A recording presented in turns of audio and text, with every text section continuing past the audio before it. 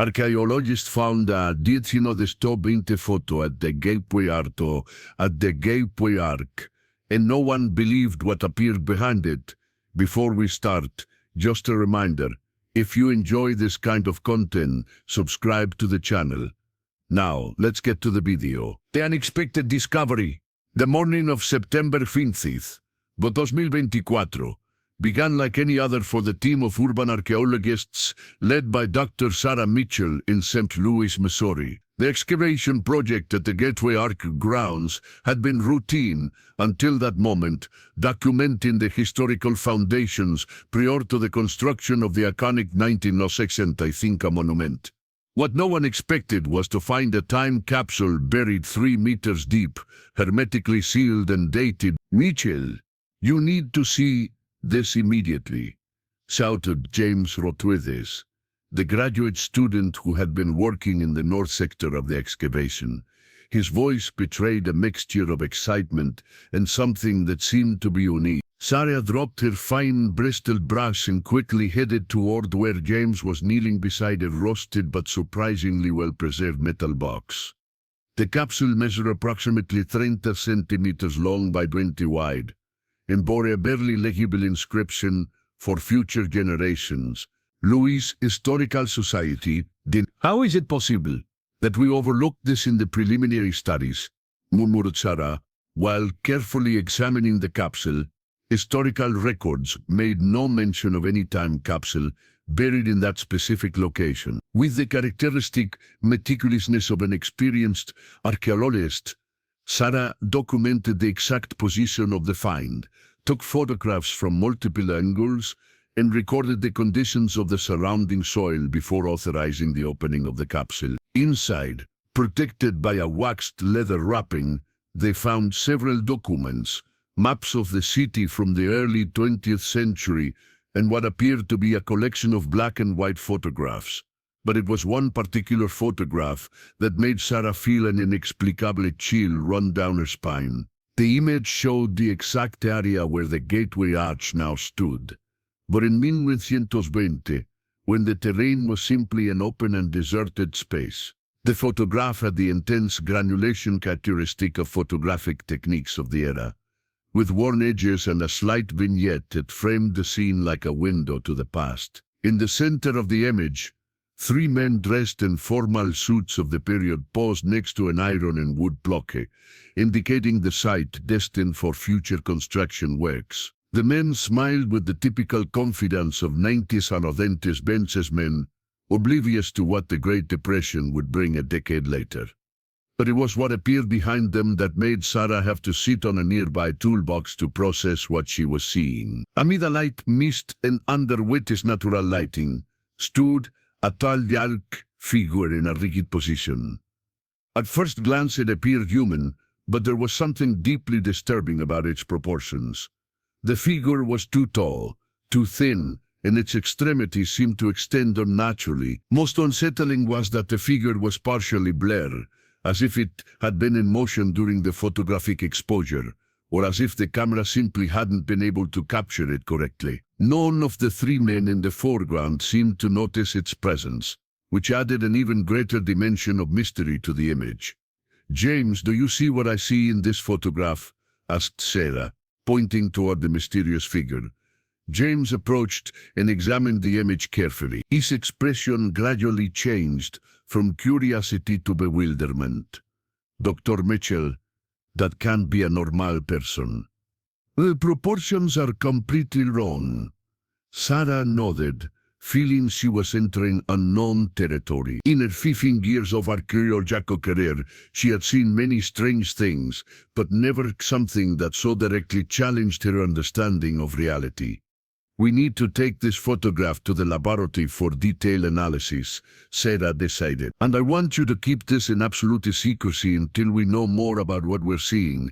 That afternoon, while the team continued with routine excavations, Sarah couldn't take her mind off the mysterious figure. There was something about the rigid posture and abnormal proportions that seemed familiar, as if she had seen something similar somewhere before, but couldn't remember where.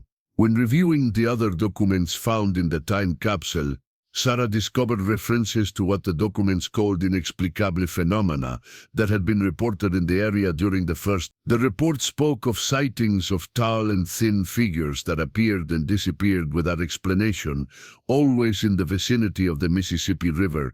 "This is bigger than I initially thought," murmured Sarah to herself while organizing the documents for later analysis. What she didn't know was that her discovery was about to attract the attention of people who had been waiting for decades for that specific photograph to be found.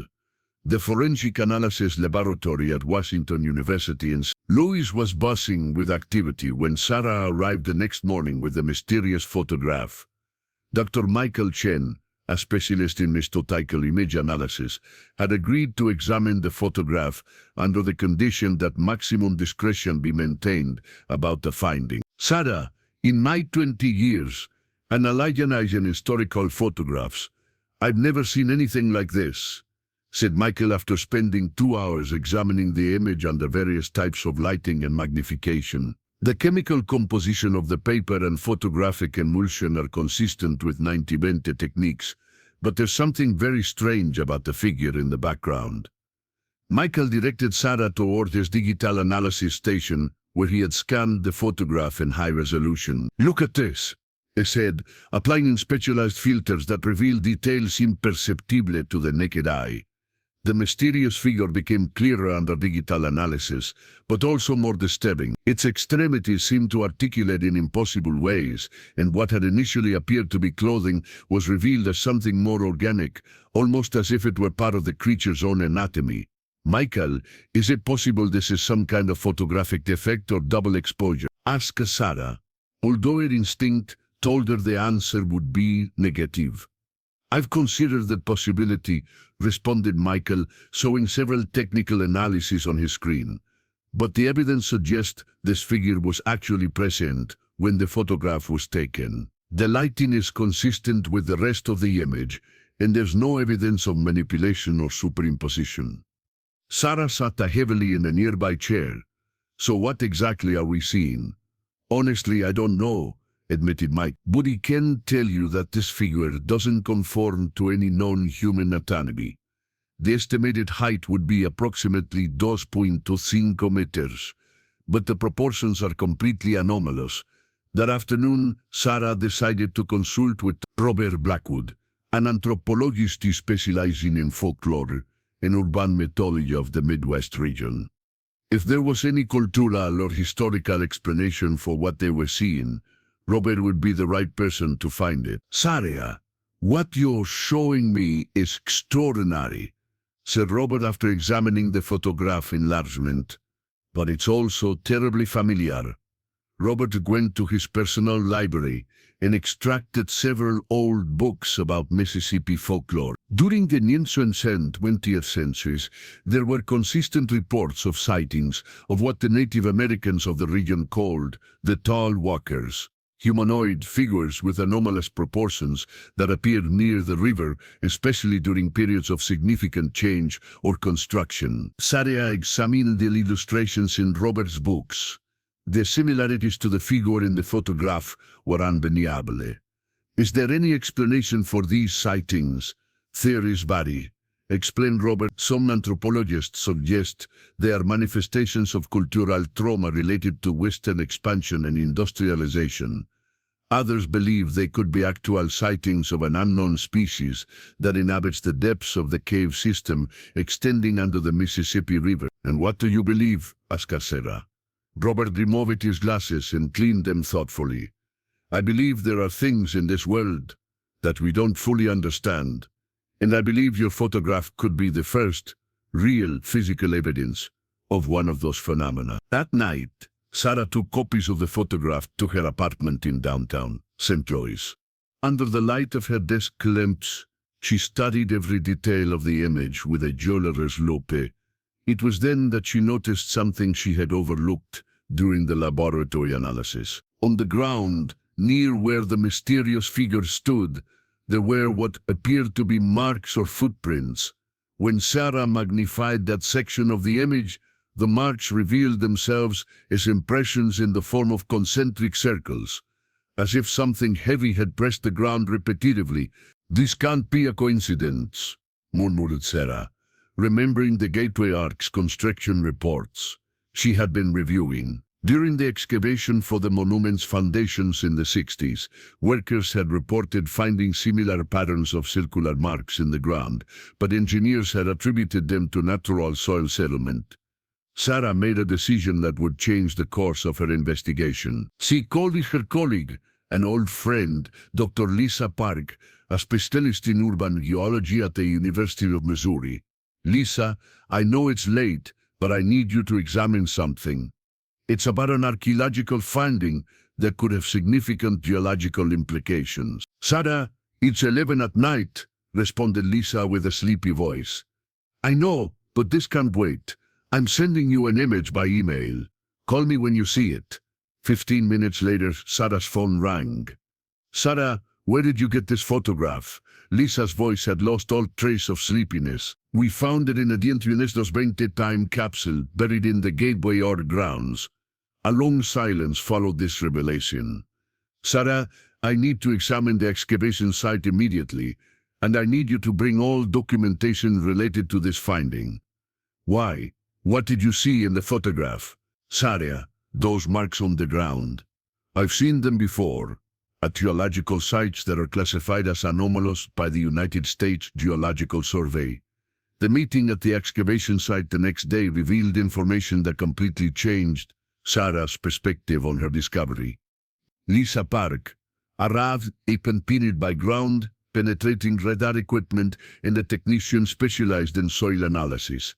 "Sarah, before we begin the subsurface analysis, I need to show you something," said Lisa, spreading a detailed geological map of the St. Louis region over a folding table. "For the past 10 years, I've been documenting geological anomalies in the St. Louis metropolitan area. They're all connected to a system of natural caves that extends under much of the city." The map showed a complex network of tunnels and caverns branching from the Mississippi River toward the city's interior. Most notable was that many of the largest caverns were located directly beneath sites where sightings of the tall walkers had been reported throughout history. "Lisa, are you suggesting there's a connection between these caves and the sightings?" asked Sarah. "It's more than a suggestion," responded Lisa, pointing to several specific points on the map. "At each of these sites, we found evidence of recent activity in the underlying caves, inexplicable air currents, changes in ground temperature, and in some cases, sounds that can't be attributed to normal geological causes." The radar technician began his work, systematically passing the equipment over the area where they had found the time capsule. The results appeared in real time on a portable screen, revealing the subsurface structure in detailed layers. "Dr. Park, you need to see this," said the technician after completing the first sweep. The screen showed a significant cavity approximately 15 meters below the excavation site, connected to what appeared to be a wider tunnel extending toward the river. "That doesn't appear on any of our official geological maps," murmured Lisa, comparing the radar results with her document. Sarah studied the radar images with growing fascination. "Lisa, is it possible this cavern has been used as shelter or habitation by something or someone? There's only one way to find out," responded Lisa. "We need to organize an underground exploration expedition." That afternoon, while they planned the expedition, Sarah received an unexpected call that would completely change the course of her investigation. "Dr. Mitchell," said a Malay voice with a slight accent. Sarah couldn't identify. "My name is Dr. Edmund Thorne. I'm an independent researcher, specializing in anomalous phenomena.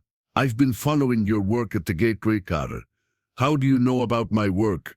asked Sarah, immediately alert.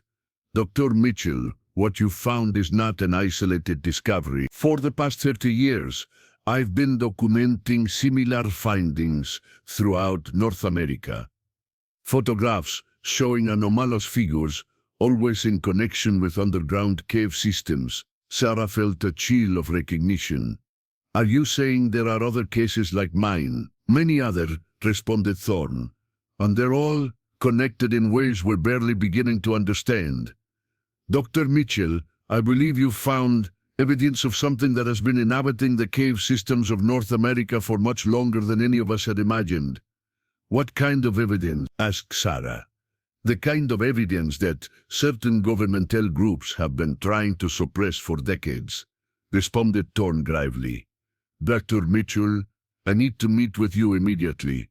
There are things about your discovery that you need to know before you continue with your investigation. Sarah looked toward Lisa, who had been listening to the conversation. The expression on her colleague's face suggested she also felt the gravity of the situation. Dr. Thorne, where do you want us to meet? In a public and safe place. Do you know the Missouri History Museum? We'll meet there tomorrow at 2 in the afternoon, and Dr. Mitchell, bring the original photograph. After hanging up, Sarah went to the window of her temporary office at the excavation site. The gateway arch rose majestically against the evening sky, but now she saw it with completely different eyes. It was no longer simply an architectural monument. It was a marker over something much older and more mysterious. Lisa, do you think we're getting into something bigger than we can handle? Asked Sarah. Honestly, I don't know, responded Lisa, but I think it's too late to turn back. Whatever you found, Sarah, has implications that go far beyond traditional archaeology. That night, Sarah had disturbing dreams about tall and thin figures moving through underground tunnels, occasionally emerging to the surface to observe the human world with an alien and ancient intelligence. When she woke up, she had the strange sensation that the dreams hadn't been completely products of her imagination. The Missouri History Museum was unusually quiet when Sarah and Lisa arrived for their meeting with Dr. Edmund Thorne. The man waiting for them in the research room was younger than Sarah had imagined, probably around 40 years old, with prematurely gray hair and eyes that seemed to have seen things they would prefer to forget. Dr. Mitchell, Park, thank you for coming, said Thorne, rising from a table covered with documents, photographs, and maps. What I'm going to show you will completely change your understanding of what you've discovered. Thorne spread a series of photographs across the table, each a figure similar to the one Sarah had found, but in different locations and eras. A 1918 photograph taken near Niagara Falls, another from 1925 in the Great Lakes, a third from 1930. All these photographs were found in circumstances similar to yours, explained Thorne. Time capsules, forgotten archives, private collections that came to light decades after being taken. Sarah examined each photograph carefully. The similarities were undeniable, the same anomalous proportions, the same blurred quality, the same sensation that the human subjects in the foreground were unaware of the mysterious figure's presence. Dr. Thorne, what exactly are these creatures? Asked Lisa. Thorne went to a map of North America that he had hung on the wall. It was marked with dozens of red dots, each representing a documented sighting. According to my research, they are inhabitants of an underground ecosystem that extends throughout the continent. An ecosystem that has existed for millennia, completely separate from the surface world. Are you talking about an unknown species? Asked Sarah. It's more complex than that, responded Thorne, returning to the table. The evidence suggests they're not simply an unknown animal species. They show signs of organized intelligence, primitive technology, and what can only be described as a complex society. Thorne extracted a classified document from his briefcase. This is a report from the United States Geological Survey from 1963, the year construction of the Gateway Arch began. During excavations for the foundations, workers found evidence of extensive underground habitation, including tools, structures, and what appeared to be primitive communication systems.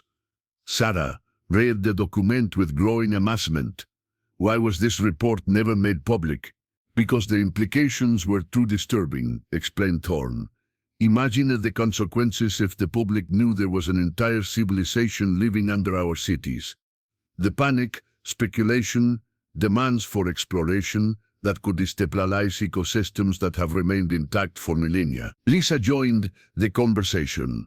Dr. Thorne, are you suggesting the government has been covering up the existence of these creatures? Not exactly covering up, responded Thorne, rather maintaining a delicate balance. According to my sources, there has been limited communication between government representatives and what we might call ambassadors of the underground civilization. Sarah felt as if the world had suddenly become larger and stranger. Communication. Are you saying these creatures can communicate with us? Thorne nodded gravely. Your photograph. Dr. Mitchell isn't just evidence of their existence. It's evidence that they're observing our construction and development activity. They're monitoring how our cities affect their underground habitat. And what do they want? Asked Lisa. According to the reports I've been able to access, they want to ensure the preservation of their ecosystem, explained Thorne. The massive urban development of the 20th century has begun to interfere with their tunnel and cavern systems. They're concerned about the long-term survival of their civilization. Sarah studied the photograph she had found again. The mysterious figure no longer seemed threatening. It seemed rather melancholic, like a silent observer documenting changes it couldn't control. Dr. Thorne, what do you suggest we do with this information? Asked Sarah. That's a decision you must make, responded Thorne. But you should know that your discovery has attracted official attention. There are people in the government who would prefer this photograph had never been found.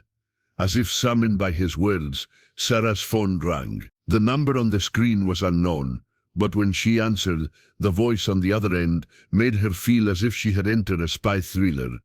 Dr. Mitchell, said a professional female voice. My name is Agent Jennifer Walsh from the Department of Homeland Security. We need to talk about your recent archaeological finding. Sarah looked toward Thorne, who nodded gravely as if he had been expecting this call. Where do you want us to meet? Asked Sarah, resigning herself to the fact that her quiet academic life had definitely ended. We'll come to you, responded Agent Walsh. We'll be at your excavation site in an hour.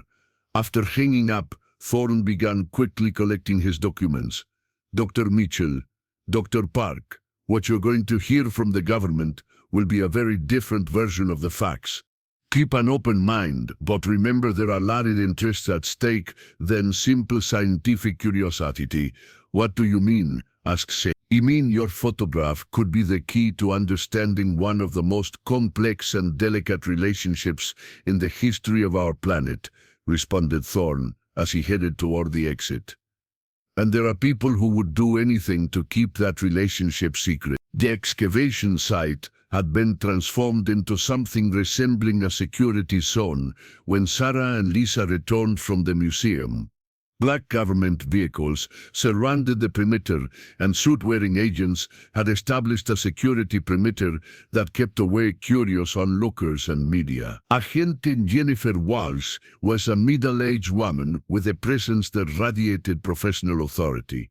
Her team included forensic archaeology specialists, image analysts, and what appeared to be high-level scientific consultants. Mitchell, we appreciate your cooperation in this matter, said Agent Walsh, after formal introductions. What you've discovered has national security implications that go beyond the traditional academic scope. Sarah exchanged a glance with Lisa before responding. Agent Walsh, can you explain exactly what kind of national security implications a historical photograph can have? Walsh directed the group toward a temporary tent that had been established as an operations center. Inside, computer screens showed detailed analysis of Sarah's photograph, as well as geological maps and what appeared to be classified documents. Dr. Mitchell, what you're about to hear is classified as state secret, began Walsh. For the past 60 years, the United States government has maintained a protocol of monitoring and limited communication with what we officially term indigenous subterranean entities, or ISA. Sarah felt her legs weaken. Are you confirming the existence of an underground civilization? in confirming the existence of an intelligent life form that inhabits extensive cave systems under North America, responded Walsh. A life form that has demonstrated limited technological capabilities and a complex social system.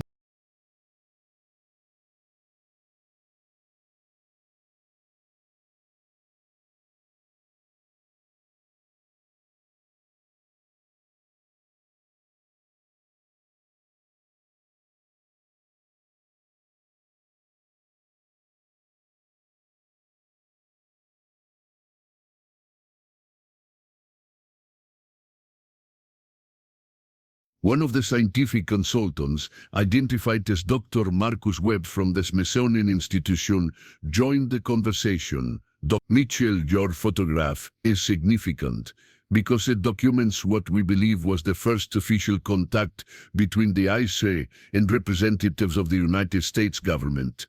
First official contact? Asked Lisa. The three men in your photograph weren't simply local businessmen, explained Webb. They were representatives of the Department of the Interior, sent to assess the potential impact of urban development on known underground habitats. Walsh activated a presentation on one of the screens. What you're seeing are the classified documents detailing the first communication protocols established in the ISA had been observing human development for decades and finally decided to establish formal contact. The presentation showed additional photographs, official documents, and what appeared to be communications transcripts. Sarah realized she was seeing evidence of one of the best-kept secrets in modern history. Why maintain the secret for so long? Asked. For multiple reasons, responded Walsh. First, the religious and philosophical implications of the existence of a parallel civilization would have caused massive social disruptions. Second, the OIC specifically requested privacy and non-interference. Third, public revelation would have resulted in exploration and exploitation attempts that could have destabilized an ecosystem that has existed for millennia. Dr. Webb had added more context. The IEC have proven to be extremely peaceful, but also highly protective of their habitat. The agreements established in Minutes 20 guaranteed that surface development would be carried out in a way that minimized impact on their underground systems. And the Gateway Arc? Asked Lisa. It was built specifically as a monument of cooperation, explained Walsh. Its location marks one of the main access points to the Ashes tombs. The arc itself functions as a kind of symbolic embassy. Sarah processed this information with growing amazement. Are you saying the Gateway Arcs is actually a monument to a secret alliance between humans and an underground civilization? Exactly, confirmed Walsh. And your photograph documents the exact moment when that alliance was formalized. Agent Walsh approached Sarah with a serious expression. Dr. Mitchell, we need you to understand the delicacy of this situation. The Nitinentim-Sente agreements have maintained peace for over a century, but there are contemporary factors putting pressure on that relationship. What kind of factors? Asked Sarah. Climate change, accelerated urban development, and underground resource exploration, explained Webb. The ISA are concerned that their habitats are being threatened by human activities that go beyond what was originally agreed upon. Walsh continued. Your discovery of this photograph has coincided with renewed requests from the ISA to renegotiate the terms of coexistence. They believe it's time for humanity to be more aware of their presence and the need to protect underground ecosystems. Sarah sat in a folding chair, trying to process the implications of what she was hearing. What do you want me to do with this information? That's a decision you must make, responded Walsh. But you should know there are forces within the government that prefer to maintain the status quo, while others believe it's time for gradual and controlled revelation. And the ISA? What do they want? Walsh exchanged a glance with Webb before responding. They want to meet with you, Dr. Mitchell. They believe that, as the person who discovered evidence of their first official contact, you could be the ideal mediator for future negotiations. The silence that followed this revelation was palpable. Sarah realized her life had irrevocably changed the moment she had found That photograph. When do they want to meet? She finally asked. Tomorrow night, responded Walls. In the caves under the gateway arch. The entrance to the underground tunnels beneath the gateway arch was hidden in the Monument Museum's basement, behind what appeared to be an ordinary maintenance wall.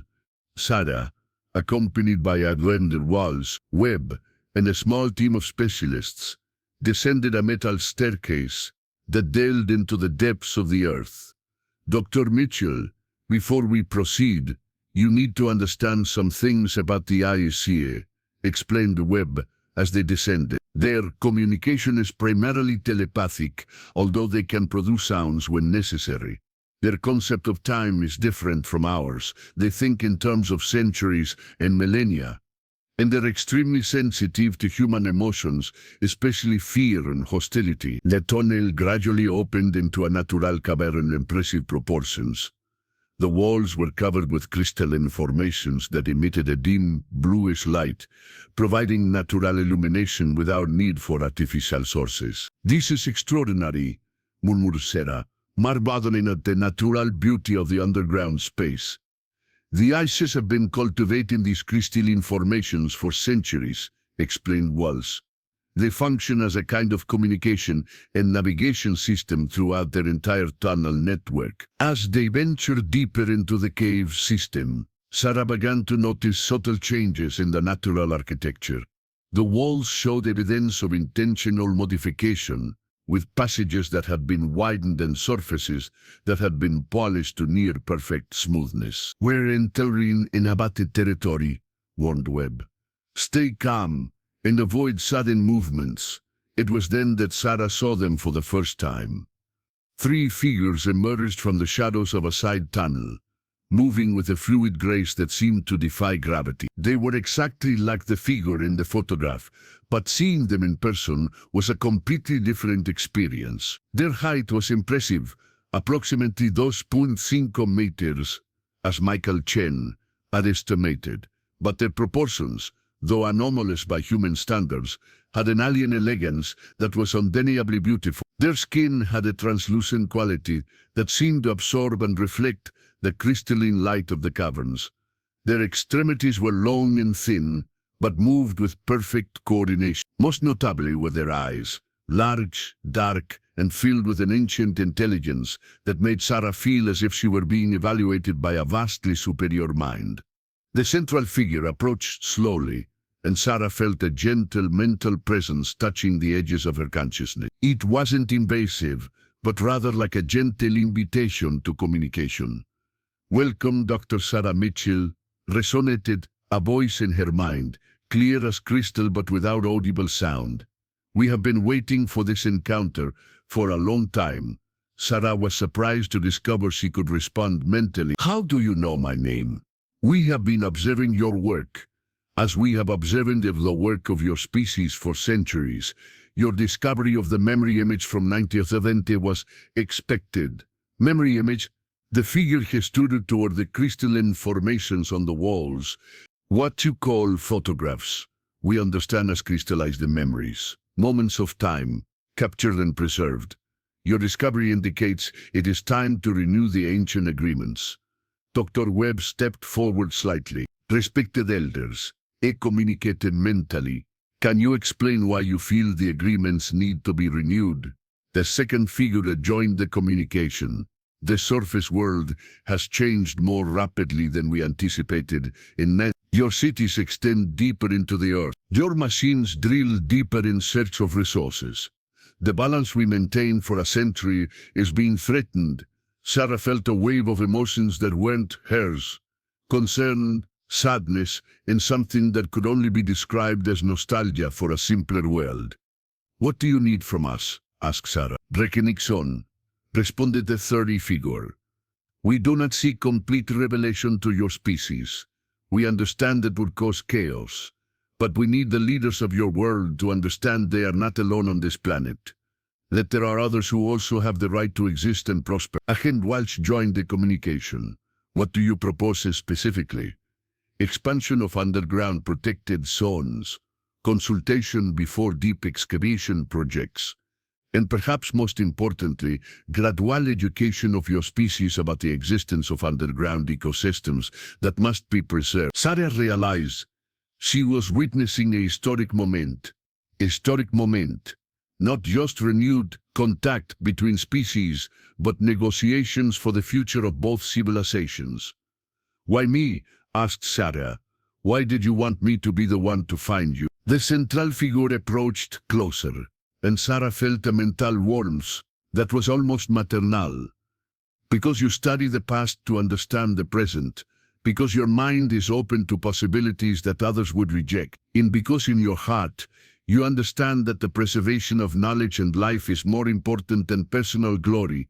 The negotiations continued for several hours, with Sarah serving as mediator between human perspectives and those of the ice. Gradually, a framework emerged for a new era of coexistence, gradual and controlled revelation, expanded protection of underground habitats, and establishment of more regular communication. When they finally emerged from the caves, Sarah felt as if she had lived a lifetime in a few hours. The surface world seemed different, more fragile and precious, knowing it was shared with an ancient civilization that had chosen peaceful coexistence over conquest. "Mitchell," said Agent Walsh as they headed back to the Gateway Arch, "are you prepared for what comes next?" Sarah looked toward the iconic monument, now understanding its true meaning as a symbol of cooperation between species. "I think I'm prepared to help write the next chapter of this story." In the months that followed, Sarah became the first official ambassador of interspecies relations, a title that didn't exist on any government organizational chart, but represented one of the most important roles in modern history. Her 1920 photograph was archived in the government's most classified records, but its legacy lived on in the renewed agreements that would ensure peaceful coexistence for future generations. And in the depths beneath the Gateway Arch, they continued their silent vigil, no longer as hidden observers, but as recognized partners in the planet's shared future. The story that had begun with a mysterious photograph had become the foundation of a new era of understanding between species that shared the same world, but had lived in completely separate dimensions for millennia. The mystery had been solved, but the adventure of coexistence was just beginning.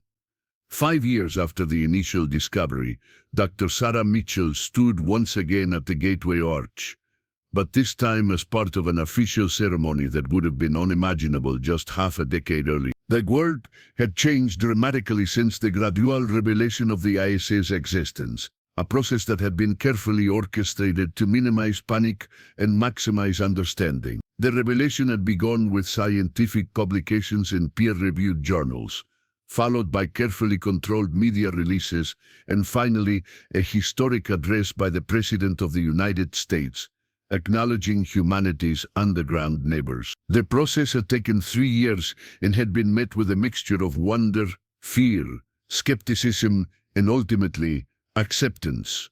Sarah's role as ambassador had evolved into something far more complex than she had initially imagined. She now oversaw a team of linguists, anthropologists, geologists, and diplomats who worked to facilitate communication between the surface and underground worlds. The ISA had proven to be remarkably patient teachers, sharing knowledge about sustainable living, geological preservation, and long-term environmental planning that had revolutionized human approaches to urban development. The photograph that had started it all now hung in the newly established Museum of Interspecies Cooperation, located in a building constructed directly above one of the main ISA access points. Visitors from around the world came to see the image that had changed everything, though few truly understood the magnitude of what that single moment in 1920 had represented. Dr. Mitchell came a familiar mental voice as Sarah stood, contemplating the monument. She turned to see Keeper Aithon, the ISA elder who had become her primary liaison over the years. Despite their alien appearance, Sarah had learned to read the subtle emotional cues in their crystalline features. "The Council wishes to discuss the next phase," Aithon communicated. "There are other locations, other civilizations, that have been watching our success with great interest." Sarah felt a familiar thrill of anticipation mixed with apprehension. other civilizations. The underground networks extend far beyond North America, Dr. Mitchell. What we have accomplished here has been observed by our cousins in Europe, Asia, and Australia. They too are ready to emerge from the shadows, but they require advocates like yourself. The implications were staggering. If there were similar underground civilizations across the globe, the revelation in St. Louis had been just the beginning of a much larger transformation of human understanding about their place in the world. What would this mean for humanity? Sarah asked both mentally and aloud. It would mean the end of humanity's isolation, responded Ethan. Your species has always believed itself to be alone on this planet, the sole inheritors of intelligence and civilization. The truth is far more complex and beautiful. Earth has been home to multiple intelligent species for millennia, each adapted to different environments, each contributing to the planet's overall health and stability. Sarah looked up at the gateway arc, its stainless steel surface gleaming in the afternoon sun. What had once been a symbol of westward expansion and human achievement had become something far more profound. A bridge between worlds, a testament to the possibility of peaceful coexistence between radically different forms of life. When do we begin? She asked. We have already begun. Ethon replied with what Sarah had learned to recognize as their equivalent of a smile. A photograph has been discovered in the ruins of Pompeii. Another has surfaced in the archives of the British Museum. Each one shows figures like us, watching, waiting, documenting the moments when contact became inevitable. Sharia realized that her story was far from over.